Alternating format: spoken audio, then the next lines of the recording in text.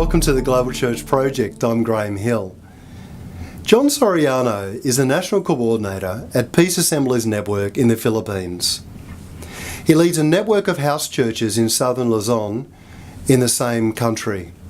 As the National Director of Peace Assemblies Network, Jon Soriano strives to build partnerships between individuals, organisations and churches to promote peace theology. Peace theology is about harmony with God, with yourself, with others, and with the rest of creation. These networks have been labouring to promote peace talks between the government and rebel groups in the Philippines. At the same time, they're seeking to help bring development to communities embroiled in conflict to build sustainable and lasting peace. Jon Soriano believes that the house church or the simple church model can seamlessly blend Christian community with integral missions, with contextualize theology and with peace theology. Jon Soriano, welcome to the Global Church Project. Thank you, Graham, for inviting me over. It's a great opportunity for me to be able to share our stories. Thank you. You've been involved in creative forms of church and mission for many years in the Philippines. And you've been involved in simple church or house church models. Can you tell us something about the forms of church you've been experimenting with and how you arrived at those models? Well, basically, what a simple church is, or a house church is basically the church meeting in the homes of our members. And we're trying to create an environment which is just, embody the simplicity of Christianity. So things like that. So we just call it simple church or house church, or some may call it organic church, So basically it's just the concept of us being the church together and trying to create a more authentic community with one another. And what's the Institute ISACC? What's ISACC stand for? Okay, ISACC stands for Institute for Studies in Asian Church and Culture. And what sort of things does the Institute do? Well, they do lots of stuff, like they advocate mostly about culture, contextualizing the gospel in culture. They also do, advocacies in governance. They write biblical reflections on contemporary issues facing our nation. So that sorts of stuff.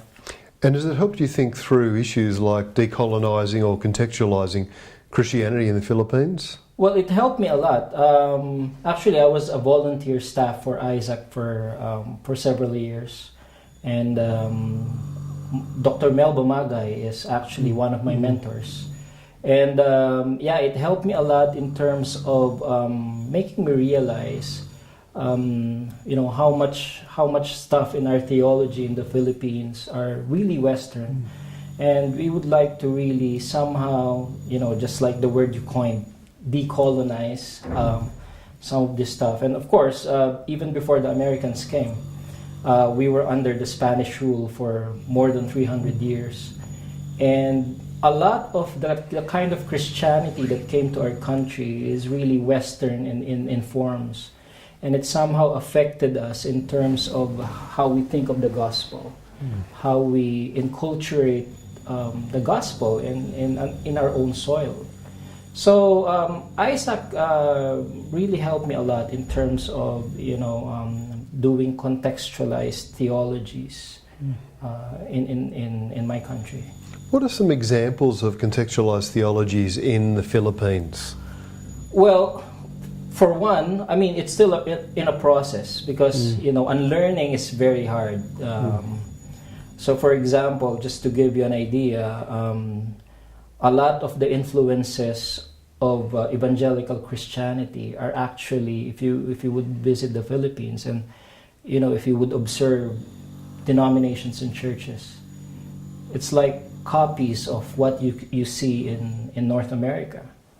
Most of the denominations in the United States are actually imported to the Philippines, and I think a large portion of evangelicalism would be like the Bible Belt, Republican type of theology or tradition. So Contextualizing means, for example, like in our simple church. I mean, we as Filipinos actually are really community centered. We are relational people. We are family centered, kinship. So we try to recover much of that in comparison to, for example, a big mega church or a bigger churches. We, for example, Filipinos would like to sit in circles. So we try to recapture a lot of this cultural impulses and apply it in the way we become the church together. And are you involved with Micah in the Philippines? Oh yes, yeah. And what does Micah do? What sort of things? Well, I'm a freelance facilitator and trainer, and most of since I'm freelance, I work with many organizations, but most of the time I'm with Micah Challenge. Micah Challenge in the Philippines actually started way back 2004, mid 2000, and it was actually a campaign to try to mobilize churches into doing integral missions and responding to the UN Millennium Development Goals. So the development goals, which has 8 clusters and things like that. So we try to mobilize the churches in the Philippines to actually respond to poverty, and that's the Micah Challenge project. So that's when I became involved in Micah, and what we do is we go all around the country and conducting integral mission seminars, and out of that giving them a framework for holistic missions or holistic ministry, and then if local pastors would identify which poverty would they, in the poverty in their community, we try to link them to other organizations that may be able to help them. How do you define integral mission? Well, basically, the 6th triennial consultations theme is about shalom, and I'm an Anabaptist. So a lot of my theology is actually peace theology. So defining integral mission is basically shalom. It's really about the right relationships. It's about harmony with God, harmony with ourselves, and harmony with others, and harmony with the rest of creation. So that's how I see integral, meaning whole. How is house or simple church a missing piece in our understanding and practice of integral mission? Well, in my experience, for example, and in my experience going around conducting integral mission seminar or holistic ministry, one hurdle that I see with regards to churches really moving towards a more holistic way of serving their community is actually, for one, doctrinal, theological. The third one is the institutionalized structure of the church. I mean, they have developed many compartments within the church. So for example, if you would want to do holistic ministry, they would refer you to a department in their church, like mercy ministry. So as if it's like the church has so many compartments, compartmentalized, and somehow this becomes a hurdle. And we were talking with this lady once in Manila when we were trying to promote integral missions, and we were referred to this lady and this department in their mercy ministries, and she was saying, well, it's enough for me to give our pastors the book Walking with the Poor with Brian Myers, but to expect them to really move into this, I mean, their hands are already full in leadership development, in discipleship and leadership. So going into this would really be a burden to them. I mean, so I think that kind of hurdle is what makes this integral framework difficult for a bigger church. Now, in terms of us being a simple church, we try to embody really the essence of what it means to be integral. Meaning, for example, integral in terms of recognizing the gifts of one another, functioning, each one would function in their giftings. We encourage leadership.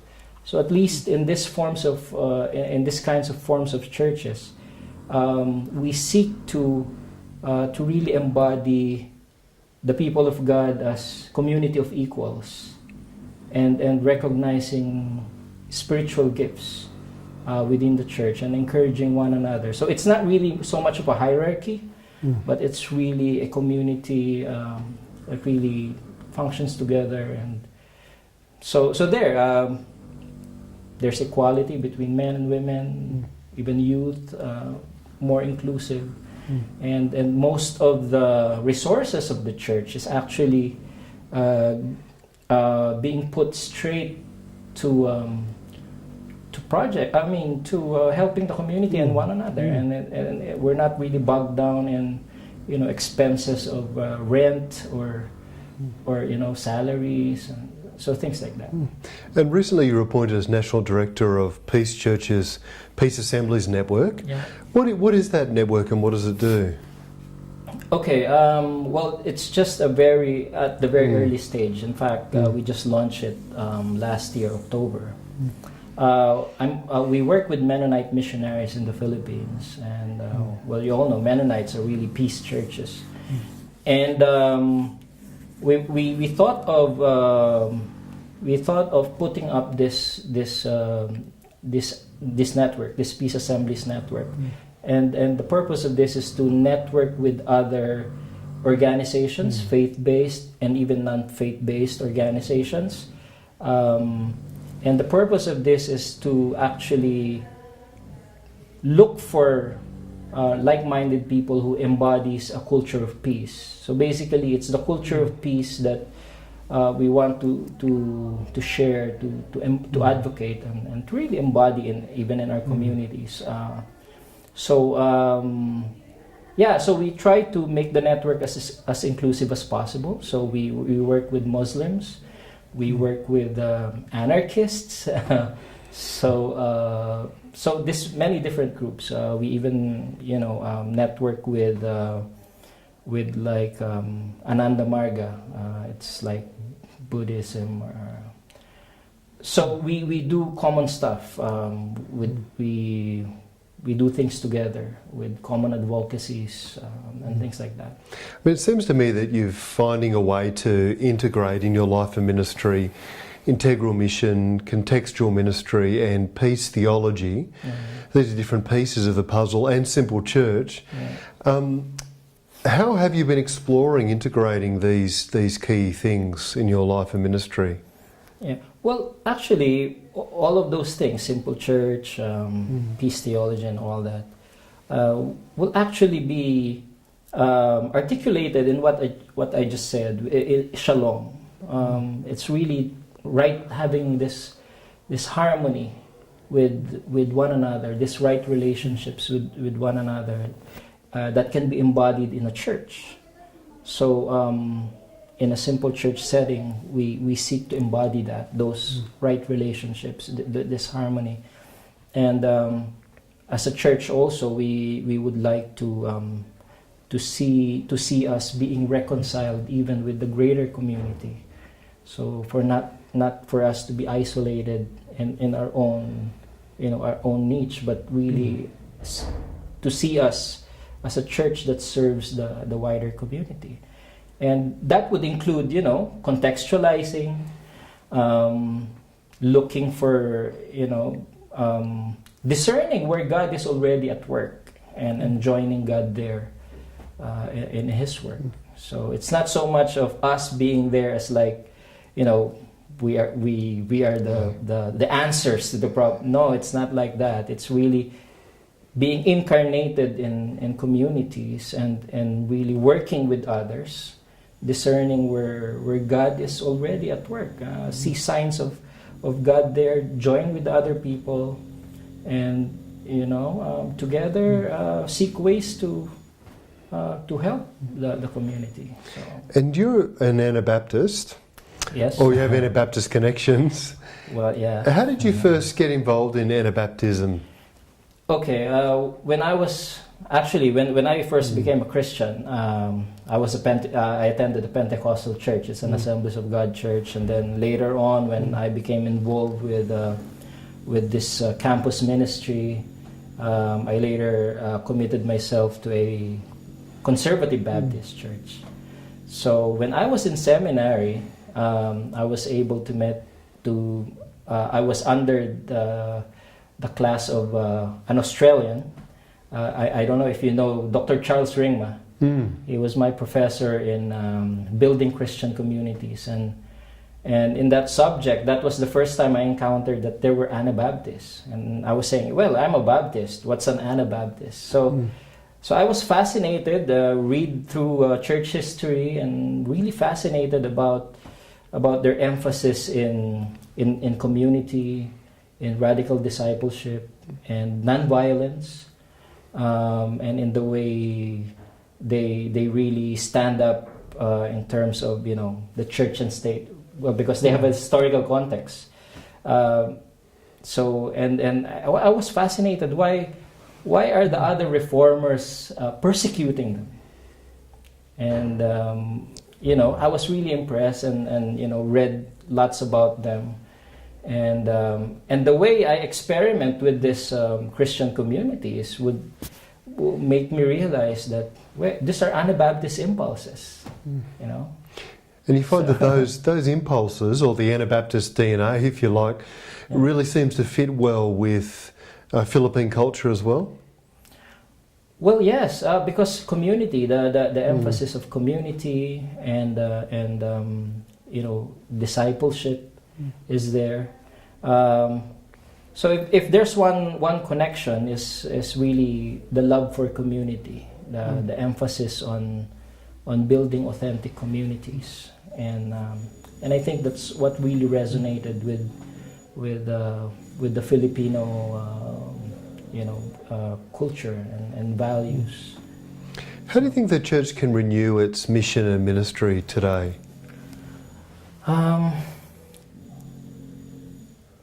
For the risk of being simplistic, if the church wants to be renewed in their ministry, I think we always go back to Jesus, and somehow strip the church of all those layers that we have accumulated all these years, and really strip it all down to Jesus. Now, I don't know what that may look like if a church would go through that journey and rediscovering and somehow refocusing once again in Jesus and the Gospels. And we have the Holy Spirit, and I think we can work it out. I don't know how would that look like, but for sure, we need new wineskins. In our day and age, the church is ever reforming. So for renewal, I think it's always that, be sensitive to the Spirit leading back to Jesus, and look at Him in the Gospels, and just embody that. Are you involved with the church more broadly across Asia, or just mainly in the Philippines? We try to broaden our networks. We are in contact with lately with the Mennonites. I just met with the first global Anabaptist network meetups. So I was able to meet Anabaptist network from the UK, Urban Expressions with Stuart Murray, from New Zealand and Australia, from South Africa, Anissa. So we were there right just before the Mennonite World Conference. So that's one network that we're trying to work with. And also there's this Christian anarchists in mostly in New Zealand and also in Australia. And of course with ISOM, International Society on Urban Missions. So these are the networks that globally that we try to connect with and share and learn from one another. And what would you say God is doing at the moment amongst Christians in the Philippines? If you could sort of name one or two things that you think, yeah, this is something that God is really doing in the church in the Philippines at the moment, what would those things be? It's I think at least from my perspective, I may be biased on this, but I could see God disturbing a lot of our the wider Christian community in the Philippines. Disturbing in terms of what? For example, rethinking some of our inherited theologies and doctrines. There is pockets of people now doing this rethinking, doing this decolonizing. But of course, the wider church would resist that, and the tendency for you to be branded as you have become liberal or you're now a heretic, so things like that. But conversations are going on. We have in the Philippines, for example, several social media forums, especially in the issues of contextual theologies, and especially right now right now in the Philippines, there's this issue on the Muslims and the Christians, because old prejudices somehow awakened within the Christian community against Muslims. So we as Peace Church, we're trying to somehow mediate or just to cut through the noise. We're trying to bring we go alongside our Muslim brothers and bridge understanding. So that I think there's this somehow disturbing that status quo, but it's good, and even integral missions, it's not really that widely accepted. Most of the churches would really focus on what they felt is their mission is evangelism, discipleship, and growing churches. But in terms of integral mission, it's really both. So something like that. About the Peace Church, how many people and what ages are the people who attend the Peace Church? Well, we're just a bunch of friends coming together. Like right now, I could say we have like 4 sister communities. There's Peace Church, led by my friend Darnell Barkman. He's a Mennonite missionary from Canada. So he leads that Peace Church in the center of the city in Manila. And then there's this 2 communities, Balay Tuklasan Likaan, led by Brian Paler. He works with urban poor communities, and we have another poor urban communities led by young people. We call them Theo sa Kanto, meaning God in the street corners. So they're trying to redeem, the streets in Tondo, which, it's a tough neighborhood. It's a rough neighborhood. So, and then my community in San Pedro, that's south of Manila. We just call ourselves Church at Number 71 because that's the address where the church meets. So these are 4 communities as of the moment. But Peace Assemblies Network are actually partnering with other peace advocates. Our main partner is Peace Builders Community, who works in Mindanao. in Davao, and they work with various groups, with Muslim groups and some indigenous peoples. So that's, it's just a small portion. And what are some of the rhythms of your church life, Church 71, of prayer and worship and gathering? Just kind of walk us through what would happen in a normal week as a community. Okay. During the week, our young people would meet with other young people. They meet in coffee shops or in their campuses. The professionals would sometimes meet in their office buildings with some of their friends, but they don't necessarily bring their friends over on a Sunday as we gather. So we make it a point as much as possible that those who gather in Church at 71 in that address are just around the neighborhood. So we tell them that you go out and build communities like this one. So anyway, the rhythm is actually on a regular Sunday we actually experiment with different things. We try to do liturgy. We try to incorporate some of our indigenous rituals. We do prayer through body languages. So we also adopt some creative forms of prayer. So we're we have the freedom to to experiment. When you think about church life in the Philippines, can you give us some examples of creative forms of mission that you see going on? Well, I could name I could see Samaritana ministries. For example, they minister to prostituted women.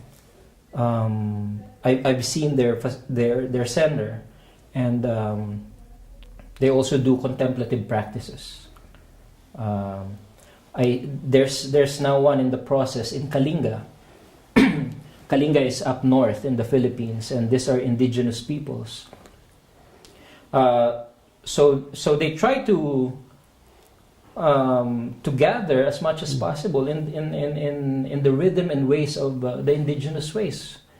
So no need to to introduce to them, this is how we gather, but they naturally gather in the forms and ways that they already knew. So there's no temple. I mean, the nature is their temple. Indigenous spirituality is really about the mountains, the rivers, the rhythms of harvest. So they have prayers there. So it's it's really interesting theologies that would come out of that rhythm of spirituality. So now we have in the process we have a community now springing up in that area. So that's one creative way, one creative form. There's another one in Balay Tuklasan. Brian is he knows a lot of indigenous instruments. So he's got a collection of drums, instruments made of bamboos. So he teaches young children, and when they worship together, they use this, instruments for worship. And some of the young people there are into spoken word, for example. Are you familiar with spoken word? It's like a rap. How does that work? It's rap is different. It's like a rap, but it's really a spoken word. So a lot of our young people can do that spontaneously, and some of them doesn't know even how to read and write, but they are very articulate in terms of this art. It's an art. We considered it as an art. So they use that. They employ those things in terms of worship, in terms of understanding God, and and there's another community I remember, community of artists. So they make sculptures, paintings. They turn trash into an art. So these are expressions of their spirituality and I may say worship. I mean, everything that they does is actually, they consider this as worshiping God. So these are, many communities that you can say very creative and, not the usual that we always see. So recently I was talking to Melba Magay about ways in which historically the church has engaged with political powers and systems. Do you see the church in the Philippines actively engaging in political dynamics today? Well, yeah. There's two sides of the pendulum. On the one side, would say politics is too dirty. Let's not, put our hands to that, and let's not try to get ourselves involved in that. But there's on the other side that would say we want to be in power as Christians, because at least if we get to have that seat of power, then we can enforce Christian values. So these are two sides. Yes. So some Christians would in fact, in the past two elections, we have the first. He's a pastor. He ran for president, but the two times he tried to run for president, he didn't win. But somehow, unfortunately, it kind of split the Christian community. It was very painful experience for us because of politics. But there are some who are engaged in they are very political, but non-partisan. They don't endorse candidates. They don't. But they can do voters' education or empowering the voters to vote wisely, and they do some forums just to inform people about what's happening in some issues of like corruption, violence, things like that. So, well, thank you for joining us at the Global Church Project. Thank you so much, Graham. The Global Church Project is located at www.theglobalchurchproject.com. On our website you'll find a wide range of interviews and resources for colleges, universities and churches. I look forward to your company next time. From me, goodbye.